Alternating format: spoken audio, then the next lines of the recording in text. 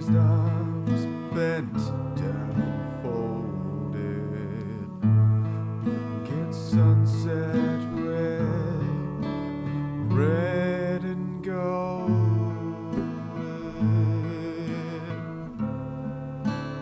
red and golden.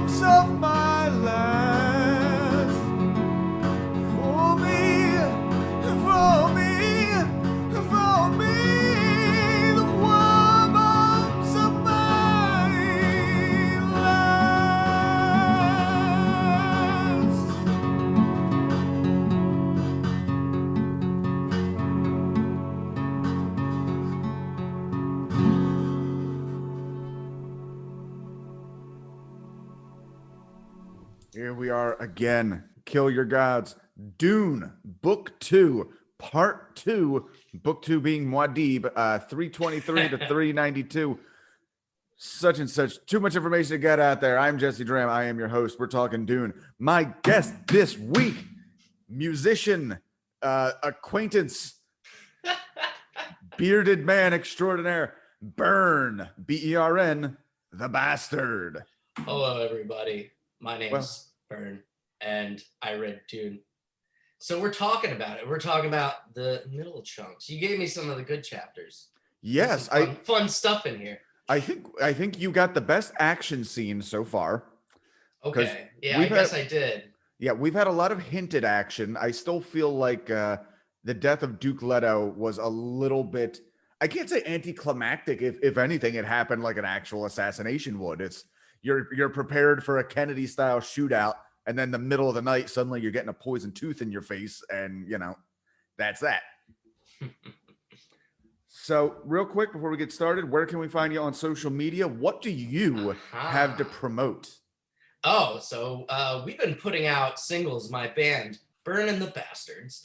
And yeah, they're everywhere. Spotify, Apple Music, Bandcamp, whatever you use, they'll be there.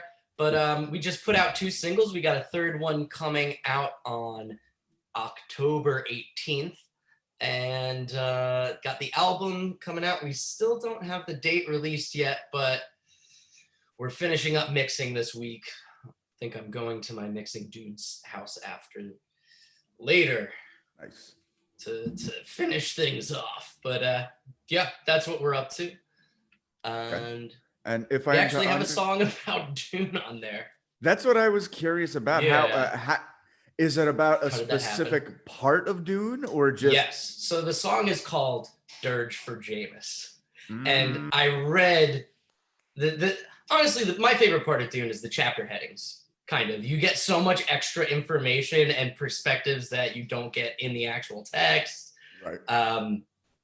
And like, I just read that and it's like, this is the most badass thing I've ever read. It's like, do you wrestle with dreams? Do you contend with shadows? Do you move in a kind of sleep?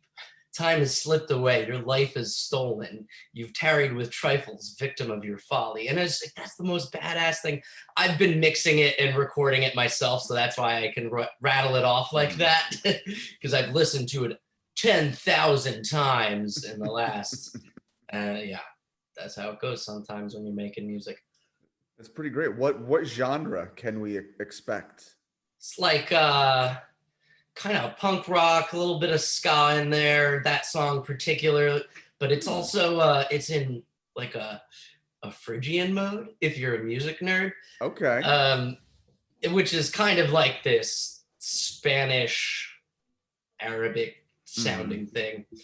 It's a music nerd thing, but it's the best mode. And I haven't used it in a song, at least for this band. So it's like, yo, we're about to do that. We're about to lose the entire audience. Which step is the Phrygian based on? I forget. The third. The third. Okay. The third. Yeah. It's a minor, but it has a minor second, so it's the third and the fourth. Interesting. Okay. Yeah. Okay. So yeah, you might have listened to the song I sent you, Gurney Halleck's second song. Yes. That's only the second song I've recorded for this so far. Both of them have been Gurney Halleck, and I've tried to. I know some of my theory, but not so much that like if it's in something interesting, it's because somebody told me it was after the fact. I was just going for like what's mournful desert folk music sound like. Now you pulled that off pretty well.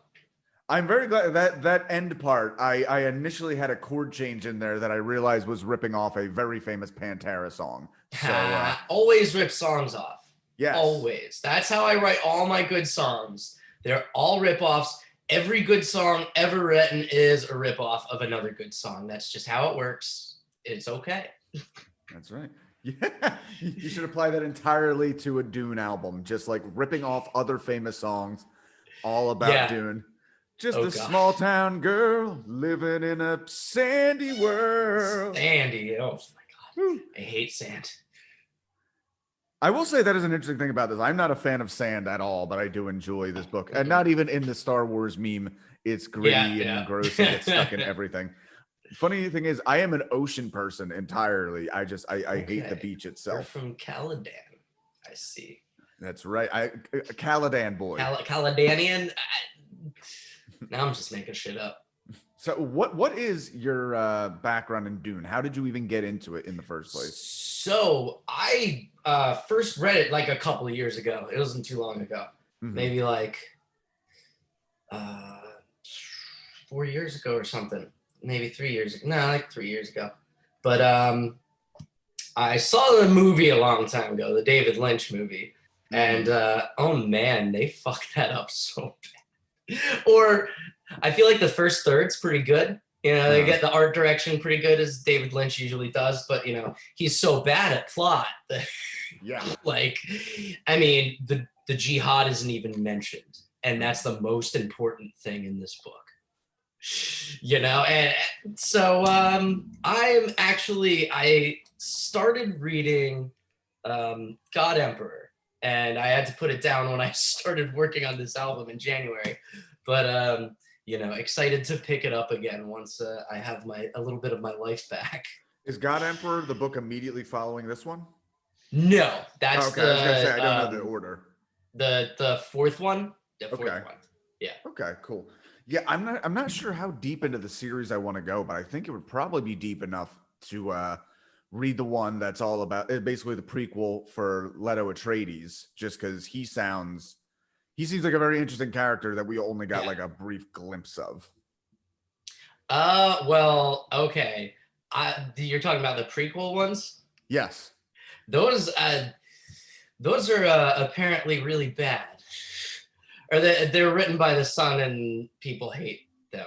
So, I mean, probably we'll have some interesting stuff in there that's based on the actual, of course. But somebody must be buying them. There's like 50 of these fucking books. And that's true. The dad only wrote 6. Right. Well, they do the same thing with the Lord of the Rings and once George R.R. Martin dies, those other books are going to come. I was going to say, does he have any kids? I don't think so. See, I really hope George R.R. Martin is doing like a long con. We're never going to get the books. And then he's going to die. And like, psych, I wrote 5. Oh, God. And they just drop the day he dies or something. Yes, he's going to pull a Bowie. All you. Oh, no. Yeah, right. I mean, that's not a bad plan. I remember reading, apparently he was upset. He said in an interview, like, I really wish people would stop saying I'm going to die before the book's done. I don't like thinking about dying. I intend to. So you're like 70 years old and like 350 pounds and you're like 5'2". Yeah, he's a big guy. I mean, I totally get what he's talking about. If I were him, I'd be like, yo, shut the fuck up. Yeah. In that case, now I'm all worried about death. I can't write. Yeah. You're Oh, gonna man. jinx it. Me and my conductor's hat and suspenders are gonna live forever. Yeah. So yeah, what is it about Dune that appeals to you, would you say? Uh, hmm. I guess the resemblance to our own world, the political intrigue, I guess. The religious aspects are always fun. Just the whole way that they describe prescience and stuff is fun for me, and I think you can apply to your own life. Or what? Yeah, I don't know. There's some interesting stuff in there. Okay, well, maybe we should get into this interesting Yeah, let's stuff. actually start talking about the book. Yes, so this is through pages 324 to 391 in the Ace Publishing edition. Yeah, mine's different. Do you have a huge one, or is no? It's as Same big as size? the one. It's as big as the one you're holding. Are the pages different in yours? pages are different in this one? It has the same exact cover. I would imagine. It's I the know, same. right? Yeah. Well, whatever. Yes. You can always find it by the headline. The opening one for this one is going to be Muad'Dib reflecting that Caladan was a paradise, but that paradise has a cost. The people have become soft, which I can relate to this. I feel like I've gotten soft as I've gotten older and more comfortable in life. But you would think with Dune being soft would be a good thing. I think soft indicates a lot of water, which led me to think just how terrible everybody's skin in this universe must be. Oh, just so dry. It's just ashy every day. Yeah. No good. You got to moisturize, and there's no moisture, so yeah, more like you're fucked. More like Asha Kiss, if you ask me. Shit. Just think of an entire planet of people with just terrible, dry, cracked skin. I don't know. Being soft is not that bad a thing. No.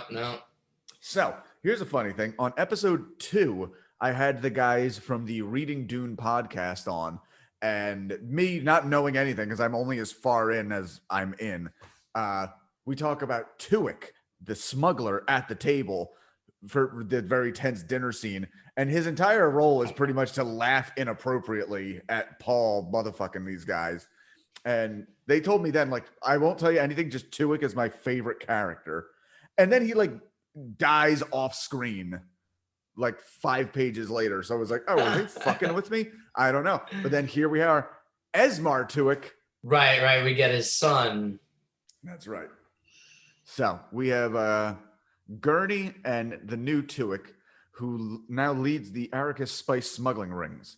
Tuick is uncertain whether his father was killed by Harkonnen men or the traitor from House Atreides.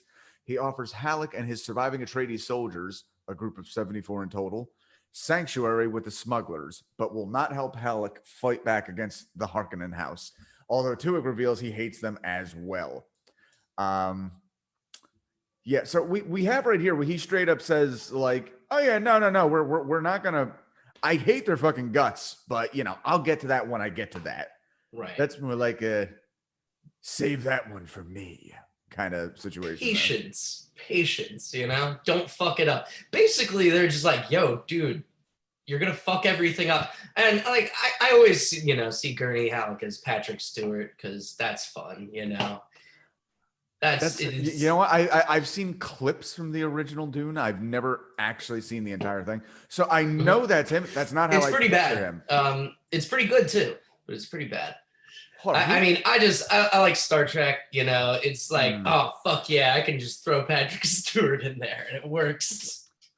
So I'm trying to think. Do you have any idea who is playing Gurney in the new Dune? I think it is Josh Brolin or something. I think I'm not sure. Well, they got fucking what's his name, Khal Drogo in there playing. They do, yeah. He's playing Duncan. Idaho. Yeah, it's gonna be fun. I still don't know where Duncan Idaho is in this book. It feels like they're saying he died. He's dead. Yeah, he's dead. He's dead. Damn it. Okay. Well, he's dead, but like then in the next book, can I like spoilers? How does this work? I'll forget all of this, so go ahead. You'll forget all of this? Okay. Yeah, he's like the main character in some of the other books, kind of. Like he comes back as a side character in the next book. And I mean, I guess even further on, he becomes like the main character because he's the only one alive like a million years later. Okay. Yeah. Okay, good to know. They keep bringing him back because they keep killing him off. He's kind of like a Kenny character, ooh. but then is the true hero at the end of the story or something. I don't know. I'm not there yet. Okay. I'm interested to see that. The Baron Harkonnen has put Beast Rabin in charge of Arrakis. Halleck starts at this news, revealing he has a score to settle with Rabin to avenge the Count's previous injuries to Halleck's family. Finally, Halleck accepts Tuyk's offer of sanctuary. The smuggler hopes that Halleck will convince his men to stay also. When he returns to his men, he finds one of the wounded, Matai, is close to dying. Matai requests his favorite song from Halleck on the balisette and passes away listening to the tune that is accompanied by a soldier singing the lyrics of My Woman, which is the song you'll hear at the beginning of this episode. Halleck thinks sadly that his group now numbers only 73. So yeah, great like warrior balladeer, could fucking kill a dude and then sing you a pretty song as you fade away. Right? That's great. Bern, if you were dying and could request one song to see you out, what would it be? That's hard. Because, like, I want a whole playlist, you have a playlist for the funeral. This one's just playlist for the funeral, but when I die, I don't have that much time. Which, by the way, if I can mention something very sad, I feel like so many people have funeral playlists in mind. I've been to a lot of funerals and I've never heard playlist fucking one.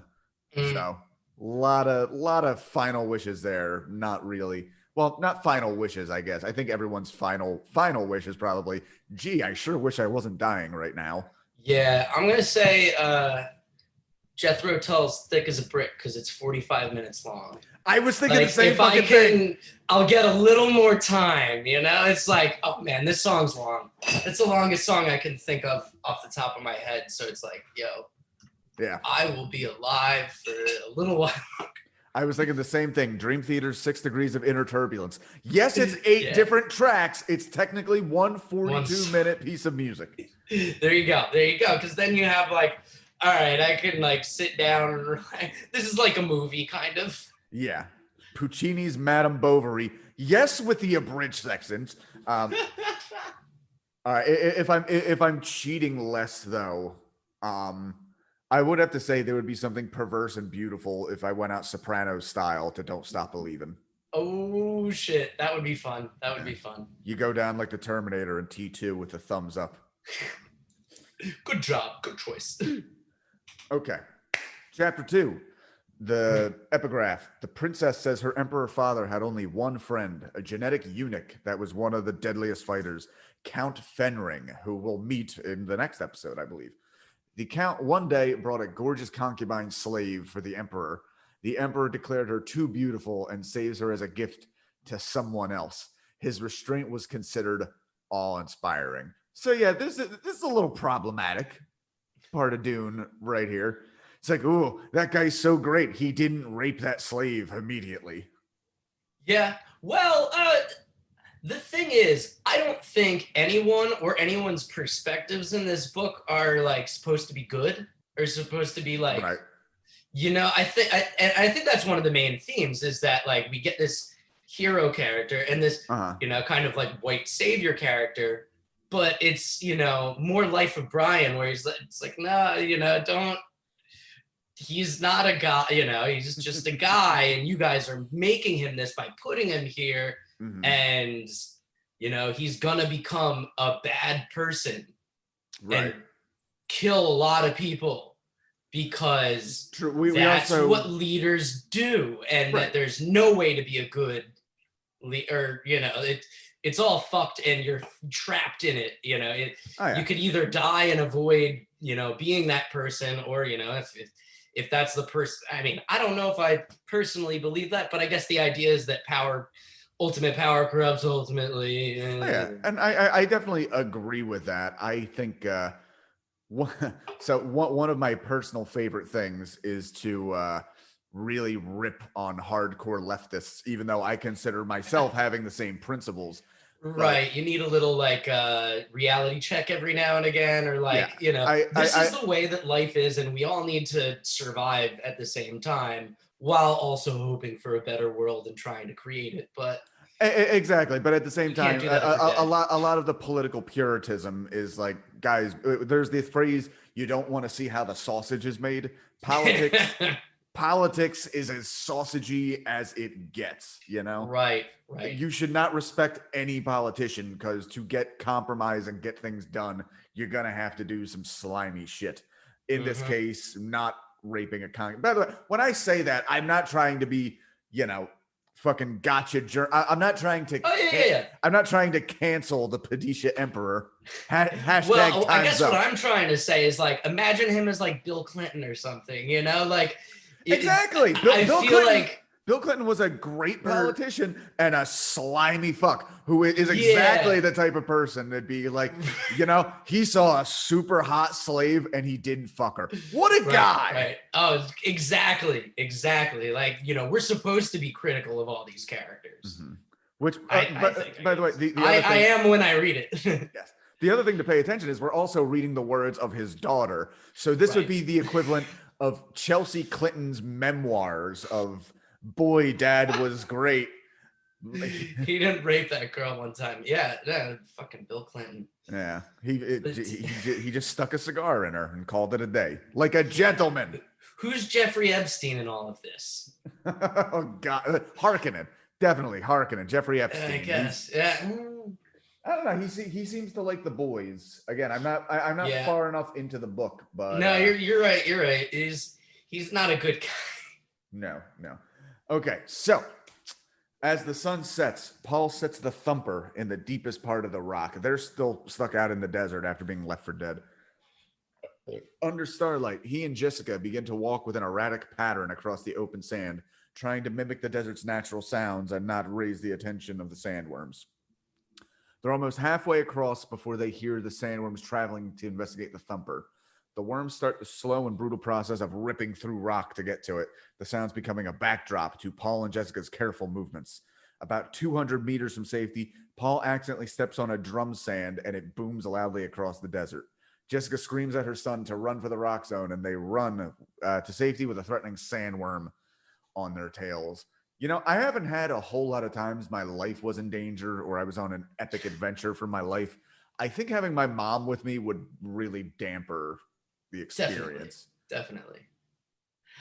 Yeah. Maybe that's just a part of it. It's like, this is the worst, and like mom's here too, and like, damn. I'm on an alien planet. There's no girls, and my mom is. Yeah, I mean, well, she's also there when he meets the first girl on the alien planet. I guess he not the. No, he meets some people at the dinner. I think, right? Yes. There's some other people he interacts. Oh yeah, with. there's some like spice manager's daughter who's like making a very feeble, like, you know, maybe marry me type thing. Nah, Paul's not interested. So Paul and Jessica find a way. Oh, okay. The sandworm reaches over the rock to try and catch them, but is suddenly distracted by the sound of another thumper in the distance. Paul and Jessica find a way up a rock cliff. At the steepest point, there are stairs cut into crevasse. So, you know, size of civilization. At the top of the rocks, they're amazed to see an oasis basis. My God, that is a weird. I get these notes from somewhere else because I'm not writing them. Yeah, that's a good call. Oasis. Oh my God, that would be an incredible like mixed tribute band, like Oasis. Ace of Basis. Oh, okay. You got a lot going on there. There is a lot going on there. Yeah, so it's filled with desert plants, and there are even mice flitting in and out of the shadows, and a bird of prey hunting the rodents. Suddenly, though, Paul and Jessica are surrounded by a group of freemen. He's frustrated that he has not immediately. Paul is frustrated he has not immediately fallen into the emergency relaxation like his mother. The freemen, one of them is referred to as a companion by Still, threatened to take Paul and Jessica's water and perhaps even their lives. So, yeah, sandy men in the area. So we actually have another song here as the epigraph. I have not written music for it. I think I'm going to make a note. You know what? Hold on. I'm just going to sing. We're going to come up with this. But so the Freeman Pillars of the Universe, Arakeen music is wondered at for its mystical fusion, which Personally, I think it sounds like they're describing Mars Volta, mystical fusion, pillar of the universe. Oh shit! Hold on. I wanted to do this as a bit, so let's see. Bern, if you could just say things for a minute. Talk about where we are in the book so far. Talk about where we are in the book. Yeah. All right, so we're first. You're saying Freeman. I always read it as Fremen, but we're first like encountering the Fremen in the wild, and they seem like these really shifty kind of guys. But as we're gonna get into the next chapter, it's like, nah, Jessica beats the shit out of them. Or not beats the shit, but whoa. Oh shit! That's okay. We're doing some. That's cool. Don't give away the gag. Don't give away the gag. Okay. So okay. Keep talking. Oh fuck! I lost my spot. Well, Jessica bests Stilgar in combat, and just shows that she's a general badass. And she pulls some Bene Gesserit real like, "Ooh, I'm fainting, knife to your throat." Right. Kind of shit. Yep. And okay. I don't know. What do we got? So all right, because I missed. I did not prepare music for these lyrics that appear in the epigraph. So I have worked something out. We're gonna do a quick version of this song. All right. Oh, shit, yeah. I can't promise it'll start on time. Oh well. Come on.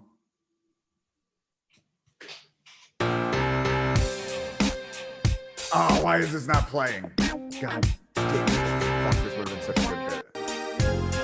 Oh, well. You know what? Never mind. I was going to say... It's not working? Yeah. Hold on. I'm going to try one. I was getting it on my side. You can hear the music on your side? Yeah, I can hear the music. Why the fuck can't I hear it? Oh, God damn it. I'm going to try this one more time. Come on. Yeah. Please work. It's going to be so funny. I don't hear anything. No. Oh, fuck. Here, bring up the words. Okay. I'll do it. Okay. Maybe it'll work. Let's try it. Maybe I'm going to trust you here, Bern. Okay. I drove my feet through a desert whose mirage fluttered like a hose. Voracious for glory, grief, or danger. Our own horizons of blind. Watching time level mountains. In its search, its hunger for man. Oh man. Yeah, kind I lost my spot. Fuck! I can't hear the music at all right now. I hope it's right. Oh yeah. Well, what we got? Approach bolder than an onrushing wall. They spread in a tree of my youth. I heard the flock in my branches and was caught on their beaks and claws. That's the last line. So. All right. Well, we try. I appreciate you helping me with that. Yeah, that was my best off-the-cuff Britney Spears. It was only when I was going through my notes, like, fuck, I missed a whole song here, and I don't want to spend the time to record again. Yeah. Okay, so, with no still suit, we find Liet Kynes in the desert, who is having trouble surviving the fierce conditions, because, again, no still suit. He is delirious from the heat and lack of water, and so weakened that he is now stumbling and crawling along the sand.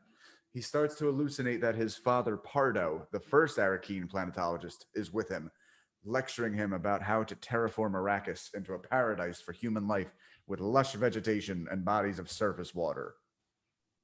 Bern, if you were in the desert hallucinating due to lack of water, what would you like to see? Water. As birds of prey begin to circle overhead, Liet Kynes. I'm sorry, I don't think I can improve on that. It's kind of. I know.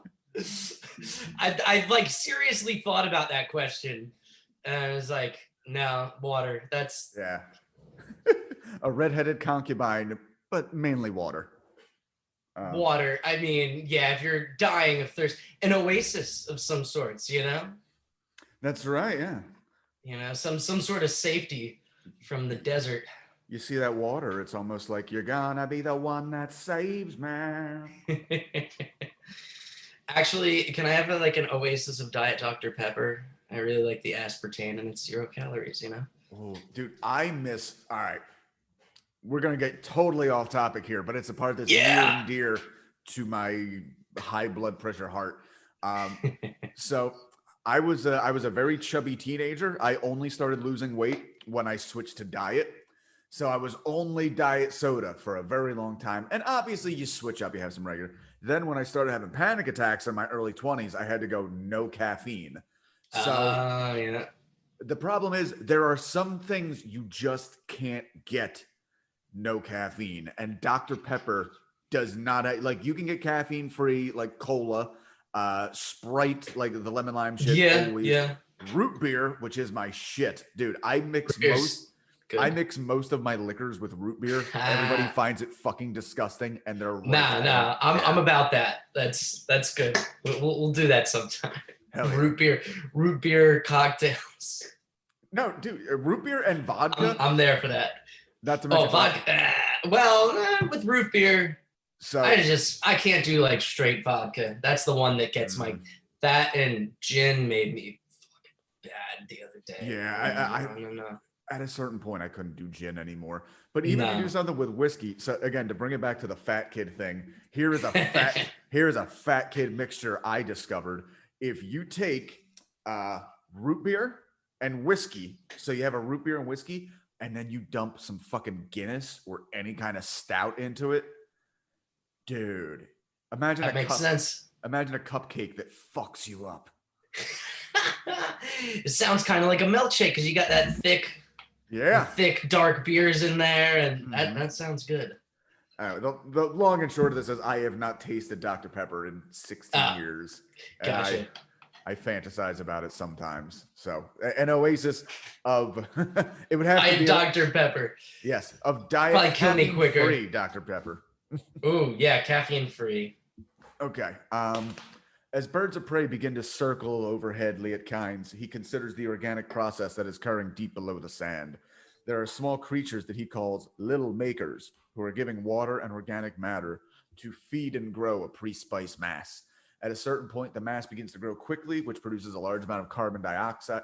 We're getting some of the Frank Herbert nerdery of really like the actual process here, which come to think of it, it does sound a bit like a macro version of how alcohol is formed, where like yeast is a living bacteria that, it eats sugar and shits out alcohol and it gets us fucked up. And that's kind of what these gigantic worms are doing, it feels like. I don't know enough of the process, but it does seem like... Yeah, me neither. Fermentation. Yeah. I don't know. My sister would know, but I do not. That sounds like a weird insult. Like, oh yeah, Bern's sister. She knows her way around. She knows how to like make beer. If you catch my drift. But yeah, no, this whole chapter, it's cool because they like shove all this info dump into a death scene. Yeah. And it's like, all right, this is some information that like we definitely need to know, or, is good to know. And kind of like at this point, and the book helps us. And giving them the dad's ghost. And it's like, okay, I see that like this dialogue is just, giving us weird ecology stuff that we're supposed to know. But it's like, all right, roll it into a death scene. It'll be somewhat dramatic, I guess. Yeah. And yeah, it's the fact that he's thinking about like, oh yeah, they have these carbon dioxide explosions. Like, oops, there's one right now. I guess I'm dead. Yeah. All right. Oh, they have the great line at the end is like, and as his planet kills him or something like that. Because the whole idea is like, he's the planetary ecologist and this is not belonging to him, but, this is the planet, he has a relationship to this planet, and it kills him. It's like when a whale trainer gets killed by a whale. Exactly. Like just Shamu bites your head off, There's supposed to be a level of tragedy kind of to it. Okay, chapter 4, the epigraph. The princess wonders how much of prediction is reading the set future and how much is the prophet shaping the future to it. Does a This is prophet fun. read the future, or does he see a line of weakness that he can shatter with words or decisions? Urilan concludes that this weighty question remains unanswered. Yeah, I mean, cool. Well, for one thing, if you're a prophet and you can see the future, I mean, well, this is the one thing. That's the thing. It's not about seeing the future. Mhm, It's about being able to imagine all the multiple futures. And, you know. So to go weird nerddom, I've been on we've done a few episodes of this reading the Bible, which has been so much fucking fun. I was perusing the before yesterday, and I saw those. That is cool. I'm gonna listen back to those. Dude, so much incest, so much violence. Also, surprisingly, a talking donkey. Like just weird shit. I don't think Eddie Murphy's in there. Oh man. But so I've been reading some like Bible study stuff recently, and one of the things they mentioned is how how there's like 4 different gospels for the New Testament: Matthew, Mark, Luke, John, all basically telling the same story of Jesus. They talk about the different functions those stories are supposed to pull, and one of them, I don't remember which one, talks about how this particular version of the gospel is setting up that Jesus was the Messiah the Jews were predicting. So that's the one that has like, by the way, he's related to David the whole way back, and he fulfilled this prophecy in this one, which obviously, if you're writing it, it's just a way to, by the way, guys, I know those other 3 assholes didn't mention it, but like, he's totally the dude you've been waiting for. You shouldn't have killed him, but you didn't know.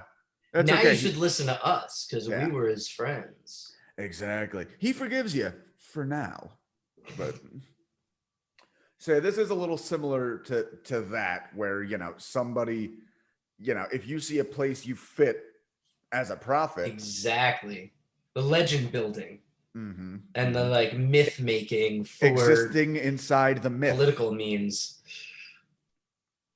Yeah, there's some weird political deceptions in here. Is this where Jessica is kind of proving herself and kind of saving herself through her physical actions and her words? Real quick, mostly. To give it I forget what I read. I think this might have been in the Motley Crue biography. I read about one of them in there saying that in like a cocaine fit, they were convinced that Ronald Reagan was the Antichrist, going by biblical prophecy. Because I don't know his middle name, but pretty much Ronald Reagan and his middle name all had 6 letters, so 666. Had like the voice of a lion spoke across the oceans. Just everybody. How many presidents have been predicted to have been the Antichrist at this point? It's whatever the current president is. Yeah. Now you hear that about a lot of people fit into those prophecies. I know you can make Nero's name fit in there. It's all very applicable. A lot of people fit into I'm still waiting for Obama to declare martial law any day now, according to my uncles. Oh shit! Him and what is Obama even doing these days? I'm sure he's still gearing up to be the Antichrist, like those people thought.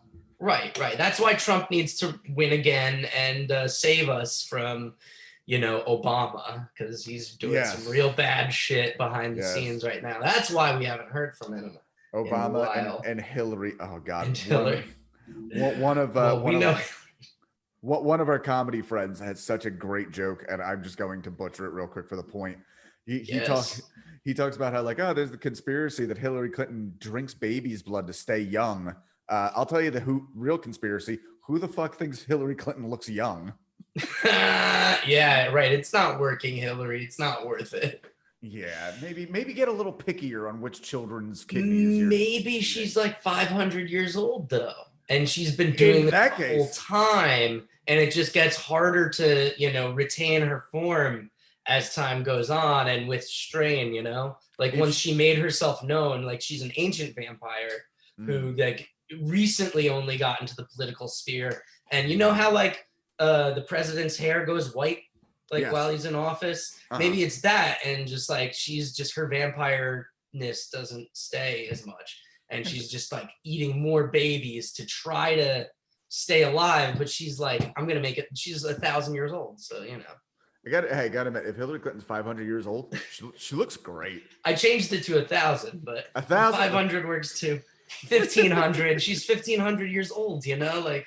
Dude, real talk. That's what Jeffrey Epstein's really doing, supplying the babies. Oh, God.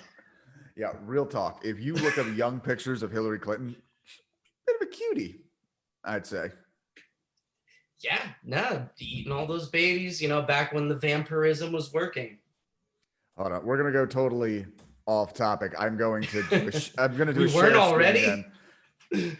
Further off topic, I'm gonna do a share screen again, just so we can see a young Hillary Clinton. Yeah, come on, that's she's 750 years old there. 750, yeah. She's on a diet of, small Guatemalan children. Oh man, those glasses were unfortunate. Yeah, the glasses don't. Yeah. No, oh man, those pants too. She's also wearing those pants that look like a vortex into her vagina. Yeah. That's how she hypnotized Bill. Oh God. It's all in the pants. How could Bill resist? He had just turned down that slave hooker. Oh no, Bill, what the fuck? Okay, all right, let's get back into this thing. Yeah. All right, Paul and Jessica are still surrounded by hostile Fremen on the top of a rocky outcrop. Mother and son tense for battle as they hear a Fremen give the command to get their water. Through her Bene Gesserit training, Jessica can understand their indigenous language as Chicopsa and deduces that the Fremen are holding back as they consider whether the two strangers might be the ones they have apparently been searching for. The Fremen leader reveals himself as Stilgar, the one that Paul met through Duncan, Idaho during Duke Leto's staff meetings in Arakeen. Remind me, is he the one that spit on the table? I don't remember actually. I didn't prepare by reading up until it's been a minute. I think that's who it was. Earlier, when Duke Leto is alive, they have a slightly hostile Freeman guy come in trying to give him shit, and then he agrees to a truce and spits on the table, and everyone's like ready to attack him at first, but then they're like, no, he's showing. It's like he's giving his what? I think that might be Stilgar. Yeah, no, I remember the scene you're talking about. I can't imagine who else. It's like, no, he's giving you his water. That's that's the most respect you can get. Yes, exactly. Stilgar acknowledges that Paul and Jessica made a brave crossing by traversing the open sands with the threat of sandworms. A Fremen called Jameis, who you know quite a bit about, continually urges Stilgar that the Fremen should kill Paul and Jessica and take their water. This is law for ones who cannot live with the desperate. Yeah, Jameis does seem like that friend who is like, you're out at the bar and they're just trying to start a fight left and right. It's like, no, man, it's cool. Little fucking bitch. His water's probably not even good. His fat girl probably has terrible water. Yeah, he's a real asshole. Yeah. But, he fills a role as a character, the challenger. There needs to be someone who's going to challenge Paul's, emergence into this community. Right. Not everyone can think he's Sandy Jesus right away. Like there needs to there needs to be a doubting Jameis here and there. Although I don't think the resurrected Christ then beat doubting Thomas in a crysknife battle. So maybe that metaphor doesn't hold up very well. Stilgar decides he will not kill Paul because Liet Kynes has ordered the Fremen to find the young Duke. Stilgar also knows that Paul may be Lysan al-Gaib, the prophesied Messiah. However, Stilgar believes Jessica's death and reclaimed water is worth more to his Fremen community than she is alive. And I like how he just kind of casually, like, we're going to save your kid, but I mean, you're worthless. You're going to be a pain in the ass. You know this. So yeah, we got to kill you. I'm sorry. Yeah. I wish we didn't have to do this, but... It's the desert. We need water. You have water. That's all you're good for. So right. Sorry. She pretends to slump to the ground as Stilgar approaches to kill her with his knife. She catches him by surprise by disarming him and holding him powerless with her Bene Gesserit Jitsu. Paul anticipated his mother's attack and runs for cover in the rocks where he has a better angle to not only to hide, but to attack if his mother's in more danger. Stilgar orders his men back, impressed, recognizing that his life is in the hands of the very capable fighter who basically she earns his respect. Like, oh, goddamn. Okay. If she can beat him, then Jessica is worth 10 times her weight in water alive and wants her to teach the rest of the Fremen her skills. Stilgar offers them a place in his community if Jessica will teach them the weirding way. He reminds her of his hatred for the Harkonnens and reiterates his offer to support to her. Which I got, hey, sci-fi or major politics or even in personal life, nothing will make me trust somebody quicker than if we hate the same person. Yeah, that's definitely a driving force.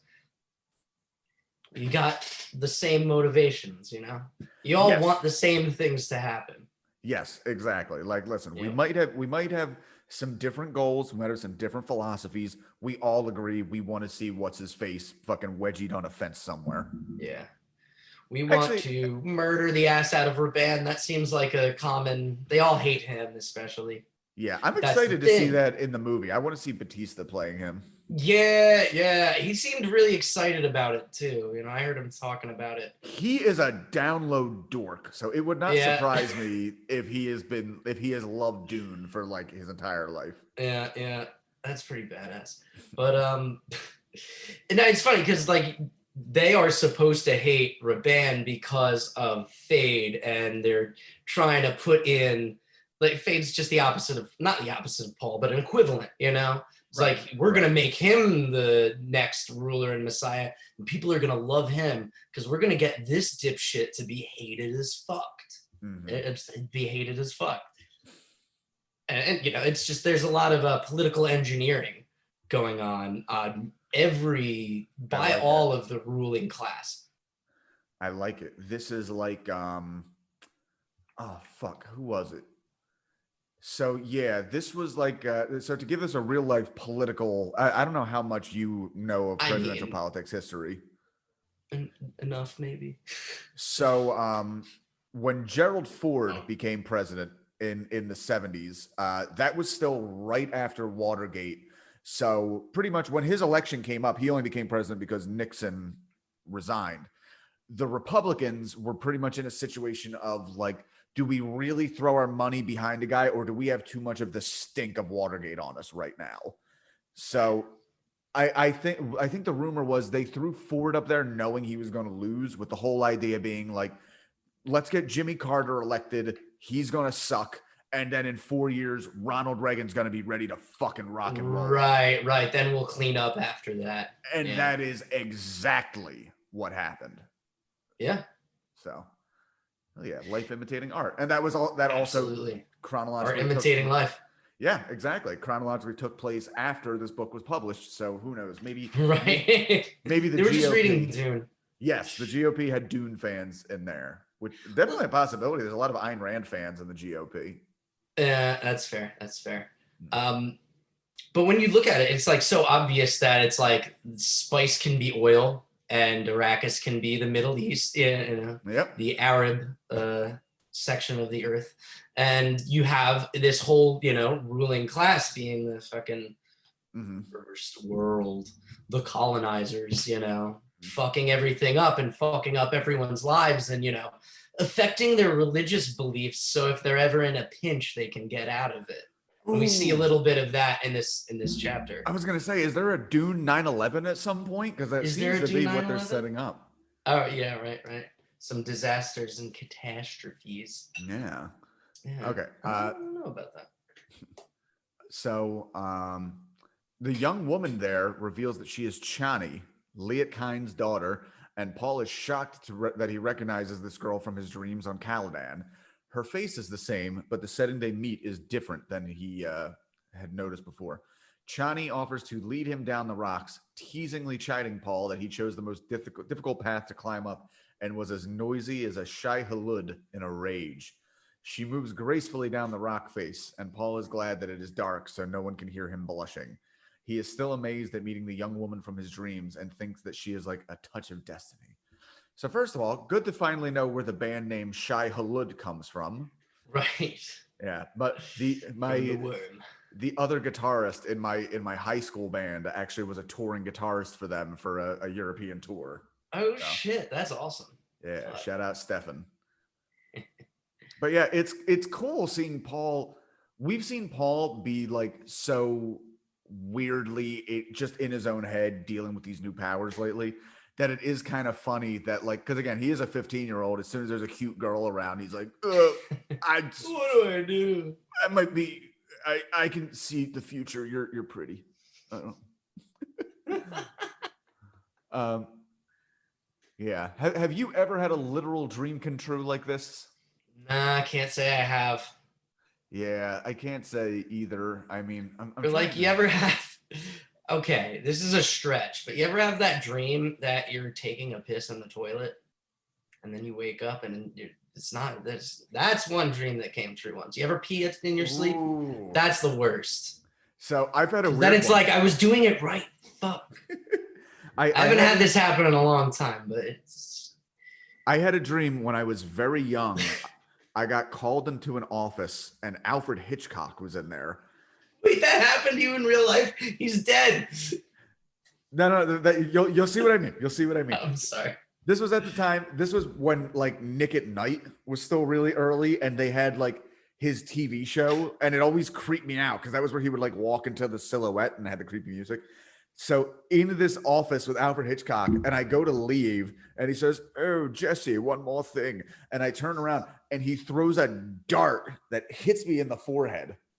And then I wake up, and I'm bleeding from my forehead. Oh shit! What happened? I think I rolled out of bed. I hit my eyebrow on the nightstand, Okay. and my brain just did a quick like, "Let's get Alfred Hitchcock in here. We need to explain this." That's insane. Yeah. Do you think he was going to say something else to you before you hit your head? And like when you hit your head, that's when he threw the dart? So I never had that one. So God, my dad died in my early 20s, and I dream about him a lot. And those dreams always have a weird like wake up point because in those dreams I'm hanging out with my dad, but it's like in the real world, and the whole thing is like my dad was dead and he was just back one day, and we don't bring it up. We don't talk about the fact that he's dead. He's Exactly. here now, and we're enjoying Yes. our time. No, that's awesome. Yes. But the end of the dream is always like, so are we going to talk about the fact that you were dead and then you just came back? Yeah. And then he starts to like shove it off, and then the dream ends. Yeah. Every time. It's so annoying. Oh, that's It's right there. rest in peace, Dad. Yeah. I miss you, Pop. Shout out to all the dead dads everywhere dying at it. Dude, my dad died at fucking 46. Like that's fucking man.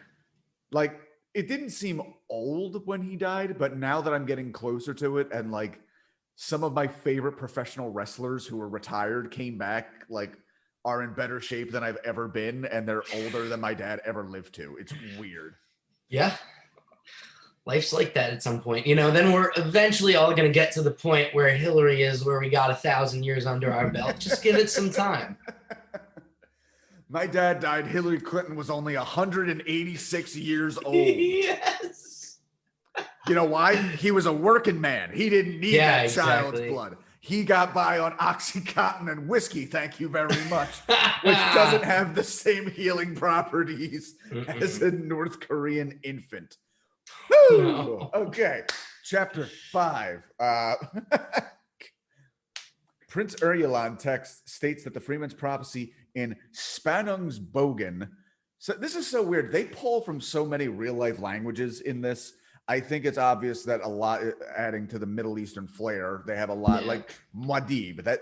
You're trying to sound Middle Eastern, but here the Fremen, which does sound like a German word, have a blatantly German Swedish sounding word of Spannungsbogen, which is the self-imposed delay between desire for the thing and the act of reaching out to grasping that thing. I need to look into this just because it seems. I'm curious if people have really tried to like incorporate some of this Bene Gesserit stuff into like meditation. Because that does sound like something like I read about that, and I'm literally like, "Ooh, you know what? My diet's not that great right now. I wonder if I should actually try that. Like, literally, just like putting a beer and a hoagie out in front of me and just like sitting there and looking at it for hours. Touch it. Yeah. Delaying reward is definitely like that. All these things they pull from that kind of stuff, I think, and that's why it's, it seems like it could effectively create, a superhuman witch emperor or whatever, because like this is real life applicable self-help shit, I guess you'd call it, I'm curious how this must have gone with David Lynch's Dune, because David Lynch is very famously into transcendental meditation. Yeah, but no, he's so transcendental. He doesn't talk about any of this shit. If he were to give some of it away, then you wouldn't have to pay like $1,000 a week for it, or whatever it is. Look, the only thing I can say about that, yes, it does seem kind of weird that they charge all this money for it. It's a little pyramid schemey to me, I think. You get some elite artists in there. Well, here's the thing. It would be one thing if all I know is there are all these huge artists that are way into transcendental meditation. I don't know a single loser into transcendental meditation. But maybe this is what I need. I mean, I know. I'm trying to think. Who were the big ones? I know David Lynch. Yeah. Andy Kaufman was one, which it didn't seem to help his lungs. But hey, Oh, no. Some things you can't dodge. Yeah. Oh, that's what happened. He faked his death, and he became the current incarnation of Hillary Clinton. Right. Yeah. That was only his 5th incarnation, Yes, he's going to come back as Tom Baker, Andy Kaufman, next time with the scarf. That's what I'm holding out for. Whew, there's a lot of nerdery in that sentence. Top tier nerdery. Hell yeah. So, after traveling with Stilgar and his freemen throughout the night, Paul and Jessica reach the Cave of Rocks at dawn. Jessica comments on the freemen's discipline, and Stilgar tells her that this is for the survival of the tribe, and that they choose a leader using the same value. The leader is always the strongest individual who brings water and security. Jessica wonders aloud if she has undermined Stilgar's authority by besting him in combat, but he replies it was not a formal trial, which is a fun, like, no, that didn't count. It didn't count, yeah. They didn't see a girl beat me up. You were feigning. That's not fair. You cheated. Yeah, you cheated. It's not. You look pretty cute doing it, too. He says all his people are eager to learn the weirding way of Jessica's fighting style. Stilgar also reveals that his people have stayed outside over long into daylight hours because, they're trying to, if the place is so hot, they typically work at night. Well, I can relate. I don't leave the house before the day is done and gone. Yeah, usually, you and I talked about that when you and I were trying to schedule this, and I had a moment of nostalgia, like, oh, I miss waking up at 2 p.m. It can be fun, but working till 5 a.m. sucks sometimes. I haven't done it in a while, but I can't wait to do it. I want to get a fucking job. I was only doing sound engineering before COVID hit. Now I think I gotta take some not music jobs to get back up there. But we'll see. Dude, give it time. I just remember my early 20s working in the restaurant industry. The fact, I'd get off work at 11 o'clock and then go literally meet my friends at midnight. That is so not me anymore. I'm sure I could get back to it. I mean, it's just, whatever schedule you're on, whatever shift you're on, you get used to it. Exactly. Yeah. But before I met my wife too, I had already gotten into the office type life, and I briefly started dating a girl who worked as a waitress. And there was the schedule just didn't fucking work anymore. I could not make it happen. No, because you're getting out at fucking 5 a.m. Yeah, exactly. To waitress probably earlier. Yeah. Stilgar also reveals that his people have stayed outside. So they're putting in extra hours to gather spice to give to the guild. Stilgar reveals that it was Liet Kyne's instructions to do so. In return, the guild refrains from flying satellites over desert areas that the freemen are trying to terraform to alter the climate. Even though it will take more than 6 generations to see the full result of their work, the freemen are wholly committed to developing the planet into a better home for human life. They dream of a planet where people can walk the earth without still suits, an environment that includes healthy plant life and surface bodies of water. So this is one of the ties it has to another major science fiction thing. Have you ever read Stranger in a Strange Land? I have not. So that one, I think that precedes this one, but it hits on a lot of the same topics. The whole premise of that book is astronauts go to Mars to live there for a while. They all die, but we find out 30 years later that two of the astronauts fucked and had a baby on Mars. So basically, a human baby born on Mars, raised by Martians, and then it gets brought back home, and it's kind of Ziggy Stardust, like By super Martian popular. Martians or by the astronauts? No, raised Surviving by astronauts. Martians. Oh shit, that's cool. So there were Martians there. Yes, there were What- Martians. Did they have cities or what's like? I think they had Were like they like little. I think they Fremen, basically? they had underground civilizations, but Yeah, okay. that's not the They were like premise of- Fremen. Exactly.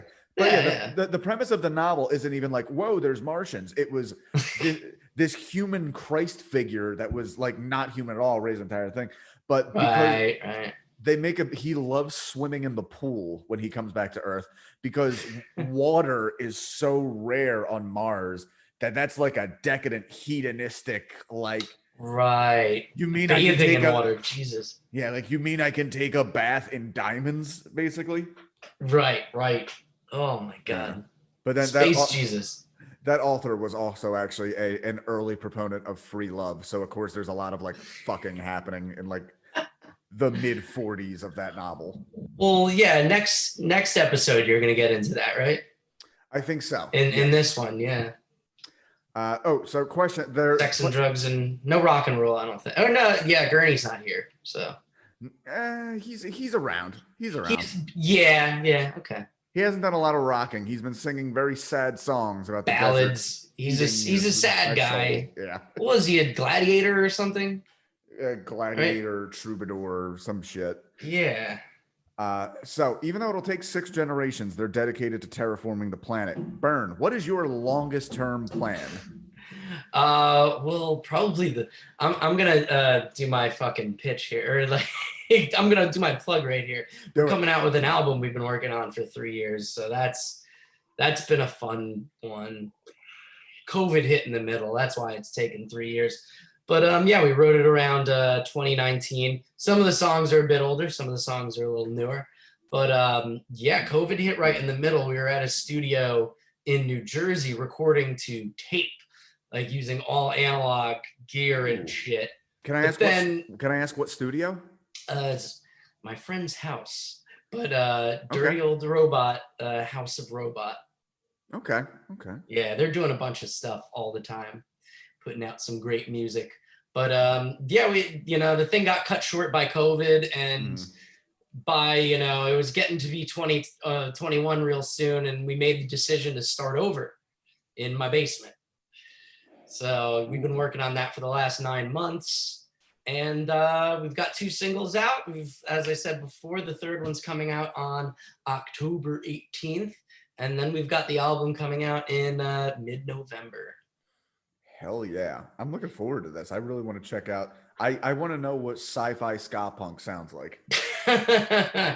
Well, I don't even know. There's not too much sci-fi in that one song even, because it's just like that one poem was so fucking badass.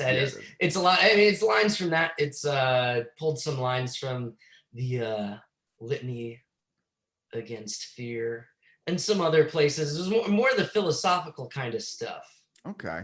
Not philosophical, Well, I mean, I think we could both argue that that's probably the philosophical stuff is the coolest thing about this sci-fi story. Oh, definitely. Yeah, the best sci-fi is the rapper. Yes, the best sci-fi is best sci-fi and the best horror is always a reflection on real life anxieties and issues. Absolutely, that's what makes it fun. Yeah. All right, let's start steamrolling through this as we get towards the end. Oh yeah. Jessica is shocked to see movement in the distance that looks to her like Fremen riding on the back of a sandworm. Stilgar says that they cannot ride a maker in their current area because worms are not permitted there. They kind of hint this might be a mirage, but this seems like something that's going to happen, like, a major domestication of your biggest threat. Stilgar implies to Jessica that he is interested to know whether she would consider becoming his wife. Dude, you just met. God. I know you got a fear boner when she held a knife to your throat, but man.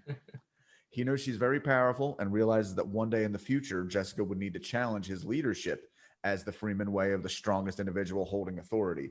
Their marriage would negate that need to fight for leadership. It would not involve a physical relationship. Yeah, sure. Okay. Yeah, baby, let's just do this out of tradition. We don't need to do anything. Let's just light this candle and put on some music. He says something like, we don't need to indulge in the huddlings of sex or something. Mhm. Like, what did he just say? Yeah, Stilgar's a pickup artist. He's negging her like, yeah, you're totally not my type or anything. Oh, no, yeah. Afterwards, he's just like, I don't want to be with you because, like, everyone's going to be jealous and we're going to have to fight or something. Yeah. All right, dude, whatever you have to say. And I wouldn't want us to have to fight at some point. I wouldn't want to rush up your nice, tender frame. Okay.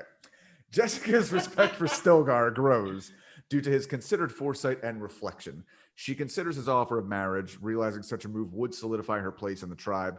However, she concludes there's too many unknown factors about what effects this would have on Paul and her unborn child. Again, you can't say, sure, I'll marry you. By the way, I'm pregnant. Like, oh, that's wasted water. Let me just... Let me pump that out real quick. Yeah, let me just pull a Sub-Zero and just like... Ja. Oh, no. Actually, I guess that's more of a Kano. Shit. Stilgar suggests there is another alternative to Jessica could become the tribe's Reverend Mother, for their current one is very elderly. With Stilgar and his tribe watching her, Jessica suddenly feels this is an opportunity to prove she is the prophesied Reverend Mother. After a moment, she is able to let an external memory come upon her and recite ritualistic words that are known by the Freeman. So is this the type of thing, again, like she doesn't actually know, she can like draw on the memories of others and like know like, oh, if I say this thing right now, I'll fulfill the prophecy? Or does she actually know this? Paul can do that. Paul will be able to do that kind of thing. Okay. I don't know if it's clear whether or not she can. I feel like the prescient abilities are supposed to be very rare and hard to attain, especially without a lot of spice ingestion. Right. So it could even be something that's like, I remember that little bit of, the Bible or something. Because that, that's basically, she's reciting this, religious kind of stuff that's been planted, there by the Bene Gesserit in, ancient times into their culture so that, if you need to fulfill a prophecy, like the 5 different passwords that you can like slip in there. The longest of long cons. Yeah, no, but I don't know if they state whether or not she's able to pull things out of the ether or not. Yeah, it's collective memory. It was the specific phrase of external memory made me wonder that. But anyway, it works. They respond to her chanting, and after Stilgar confirms she'll become the new Reverend Mother if Shai Hulud grant it. All of the Fremen now regard Jessica with respect and awe, except for Jameis, who's all brooding in a corner. Paul is hesitant. He sees that a minute decision, such as the blinking of an eye or a negligent word, could have substantial universal consequences. He also sees violence and his own death by knife wound at the end of many of the future paths laid out before him. So yeah, again, that long-term planning, especially seeing towards the end, I might end up fucking dead at a lot of. Yep. Well, then again, all future paths lead to us being dead. So exactly, yeah. So you can't see past that ending because it's gonna happen no matter what. Right. At some point. And I guess by a knife, for some reason, that's everyone's favorite way to kill him. Yeah, like nobody pushes him down the steps. It always has to be right. Well, we get to see one of the knife fights coming up, but then there's a later knife fight. They like knife fighting. That's like their thing, and like he trains in this. People must be fighting with knives all the time. There's something about sci-fi. They just, particularly when they try to pull it back like this, they just don't like guns. Like, oh well, they explain that. I think right. They're talking about the shields, and so like with all the shielding and stuff, guns are kind of like because they have such a good such a good defense against guns that it's just right that like guns kind of or like he even has a slow technique with the knife for piercing a shield. Right. So I guess hand-to-hand combat is now advantageous in the future. Yes. Interesting. Yeah, how we go back is just the same way that axe throwing became big again. Ooh, some axe throwing with Paul Atreides. That might be fun. Okay, so final chapter. Uh, the epigraph. The emperor was 72 years of age, but looked no older than 35. Urialon describes the way that he could radiate charm and sincerity, but knows this was an act. She reveals that he was a man who was fighting to escape a feeling of entrapment and emasculation due to his lack of a son in the face of the ancient House Carino dynasty. The princess draws a distinction between her Bene Gesserit mother and Lady Jessica, with the former obeying her superior's orders to produce daughters, while Jessica rebelled and had Paul. See, again, just another reminder that everything about Paul's life has been very planned by Jessica, even straight up like ignoring orders. It transpires that Jameis has challenged Jessica to combat, as is his legal right. He wants to duel Paul to undo the shame he feels of being bested by the young stranger of their first encounter. So yeah, so this whole thing was out. I picture this as like a fun wrestling match challenge. Ding, ding, ding. And it's like, no, you have to kill him now. Sorry. Well, Paul, brother, I know you thought you got the best of me when you pinned me in that loser terraforms the planet match. But nature boy Jameis is going to take you down with the figure 4 Chris knife. Woo! Stone Cold Stilgar. And, they would make a great wrestling team. Yes, it would. The tag team of the century. All right. Oh Jameis is also angry that Paul and Jessica carry a wealth of water to the Freeman. So Paul and Jessica have had all this water with them, and they don't really recognize that, like, they're kind of flaunting it in front of these Freeman people who are not only using it, but we're going to find out soon, are hoarding it very much. Jessica gives the water to the Fremen, stating she intends the abundance of liquid to save life. Jameis still wants to fight Paul, and though Stilgar is unhappy about it, pretty much anybody who the Fremens all have a right to do this challenge at any point. Paul steps forward to try to talk to Jameis, but the Fremen is too worked up to let him. Paul feels calm and believing that he can best Jameis again, although the recent visions of his death make him a little unnerved. Chani gives him a Chris knife, and Paul, I just love that he's just crushing on this girl, and now she's, all right, and here's how you can murder my neighbor. Thanks. He's an asshole anyway. Yeah. I'll tell you all of his ticks and, his moves. Watch out for the Falcon Punch, but you can get him when he starts doing that, Okay, I'll look out for the Falcon Punch. You smell really good today, by the way. If I live, we should go see a movie. Chani gives him a Chris knife, and Paul matches Jameis's action in stripping off his still suit before stepping forward. Chani has also whispered, like a small weakness in Paul's defense that in Jameis's defense he may be able to take advantage of. Except for the fact that he's used to fighting with a force shield, Paul feels confident in his training from Gurney Halleck as he and Jameis circle one another. But after watching the whipcord of a man before him, Paul is suddenly overcome with fear. No foresight can help him in such a moment on the edge of death. He calms himself in the Bene Gesserit way. Paul and Jameis spar, with Paul clearly having greater skills than Jameis. His fighting is beautiful in its deadly grace, but his timing on attack is off because of his shield training. Instead of trying to get through the shield, Paul needs to be slow and deceptive. Finally, Paul lands a blow to Jameis's knife hand. He asks Jameis to yield, but the Freeman cannot per his people's laws. Man, that sucks, man. I mean, I've been in fights before, and at a certain point, we're like, all right, man, come on, this is stupid. But if you live in a society, it's like, oh, no, this is to the death. One of you needs to die. Only one person walks away from this. It's kind of fucked up. Yeah, I know we were fighting because the blonde in the corner was looking at you and you thought she was looking at me, but no, this needs to be to the death now. So many dead. Well, that's how they recoup all the water. It's true. Yeah. I mean, you got, people need water, and one less person means more water for everyone. Exactly.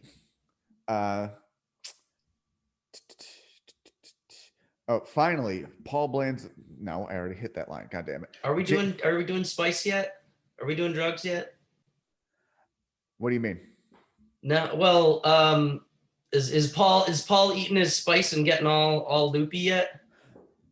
Did he hit that stuff yet? I don't think it's happened yet. I think he's already acknowledged, like, oh shit, spice isn't everything here. Yeah, no, he ate some and he was getting all like high and stuff. But Yes, like, oh, I know, I can see the future a little. yes, that was when he he had that freak out, like, he smoked too much Right. weed. Yeah. But yeah, so he's definitely, it's not only his training, but the spice is helping him see like multiple patterns of like, I get probably in battle, he's probably seeing the multiple patterns of attack that will probably be coming toward him. Well, yeah, and I think he's starting to say that like he says like a time nexus because there are so many small potentials and possibilities that you can't even plan for it. Right. So, Jameis reaches a point of desperation in his fear and leaps at Paul, trying to outwit him by changing his knife to his left hand. Thanks to Halleck's training and Channy's advice, Paul is aware of the danger. Jameis's leap brings his body straight down onto Paul's swiftly moved blade. The Freeman falls to the floor, instantly dead. So almost like might have caught him right under the sternum, directly into the heart. All of the tribe gathers right away to reclaim his water while Jessica approaches her son. Paul has killed another human for the first time, and Jessica wants to ensure he does not grow to enjoy such a win, especially when the two fighters were unevenly matched in skill. Weird parenting moment. I hope when I have children, I can, go in and be like, good kill, son. Don't let it get to your head. Right. It's very important. When do you think Jessica first killed her first person? Like, she's been through this before, right? She's killed before. Yes, it's we've actually we've hit on in other episodes that like they talk about all the powers of the Bene Gesserit, and we theorize that like maybe they have no powers and they're just particularly slutty because they're always kind of like, okay, I have to use my powers. Come over here, big boy. How you doing? So I think she has snapped a lot of necks with her thighs. Just is like what I'm getting to. Oh no, yeah, that's hard. I've never tried it before. I'm not an assassin, but I think we need to try. God, I worked for a porn website for a very brief amount of time. Hell yeah, how do you get that job? It's right in Center City. You know how I got that job? Craigslist. Oh shit, that makes sense. Yep. They needed people to write ad copy and shit like that. But I had to write a blog on a particular fetish because we got tons of these movies. And it was just like these muscular women just like squeezing dudes' heads. And that's it. It would be a half hour. Sometimes if it wasn't a dude there, they'd like put a watermelon between their thighs and like what? They're just crushing things. Exactly. Yeah. And I didn't get it, but it was pretty cool. It's like, yeah, it's definitely someone's thing. There's a thing for everything. When I started that job, I told every woman I knew, like, start a website where all you do is smoke cigarettes because it makes so much money. Yeah, that makes sense. Ooh. Someone will like that. So, all right, what are some extreme kinks on Arrakis? I did not send you this question beforehand because it only came to me now. Knowing what we know about Arrakis, I mean, I think piss would probably have to be high because you're wasting water, or you're kindly giving it to another person. Oh yeah. I think you're right on that.